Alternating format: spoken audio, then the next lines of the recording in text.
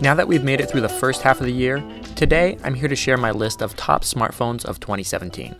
Now, this list is based off of my personal preferences, so if you disagree, which you're more than welcome to, share your thoughts in the comments. So normally you get a top 10 or a top 5 list, but my list has 6 devices on it. The reason for this is because I have 2 devices tied for the number 5 spot, the Xiaomi Mi 6 and the OnePlus 5.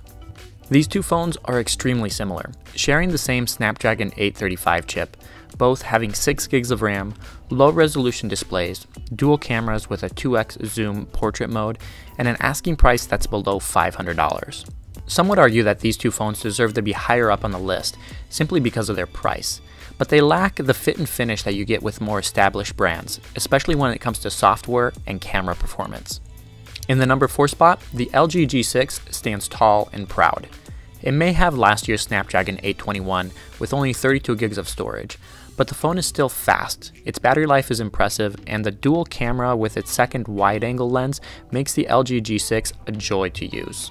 I typically carry 2 phones with me at all times, and the G6 has been my second phone of choice for the last few months, simply because of the wide-angle lens and the amazing pictures that it can capture.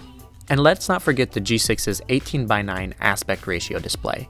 It still doesn't work perfectly with all apps, but it does give you a lot more workable space by displaying a lot more content when typing or multitasking. Sitting right in the middle of the list is the Huawei P10 in the number 3 spot. I'd like to point out that this phone's design is dull and has been mistakenly identified as an iPhone by friends and family members on more than one occasion. But the lack of inspiration in its design is accompanied with extreme refinement in its engineering and performance. The phone is a pleasure to hold, and I find myself constantly flipping it over in my hand so that my fingers can caress its smooth edges. And as for performance, this phone has beat out most of 2017's flagship devices, even though it's using last year's Kirin 950 chip that's more than 9 months old already. But the phone's standout feature is its RGB and monochrome dual sensor camera, which produces breathtaking images, especially if you're a fan of black and white photography. This may come as a surprise to many of you, but the Samsung Galaxy S8 and the S8 Plus have to settle for the number 2 spot on this list. Both phones are incredible, offering impeccable performance and capturing amazing photos.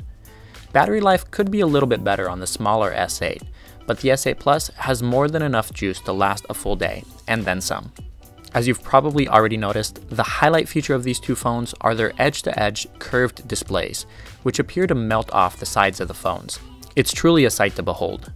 I was impressed with last year's S7 Edge models, but Samsung has really outdone itself with this year's devices. And finally, that brings us to the number 1 smartphone of 2017, and that honor goes to the HTC U11. I'll say this, before the U11 was unveiled, I was expecting HTC's 2017 flagship smartphone to take the number 3 or number 4 spot on this list. But HTC managed to go back to its roots with the U11 and deliver a phone that can outclass the competition. It may not have an edge-to-edge display like the LG G6 or the Galaxy S8, but the phone uses its Snapdragon 835 processor better than its competitors, and it has a camera that even outclasses the Google Pixel. And did I mention that the U11's metal and glass design is absolutely gorgeous? Its liquid surface glass back panel melts seamlessly into the metal frame of the phone, but its unique curves and paint job allow the phone to reflect different colors based on the angle of the light. It's truly mesmerizing. While I have ranked these devices, I'm not recommending one over another. Everyone has different use cases, and as I mentioned before, I use the number 4 smartphone, the G6, as my second device, simply because I love its wide-angle camera lens. If you're still looking to buy a 2017 smartphone, let me know which of these devices you plan on picking up.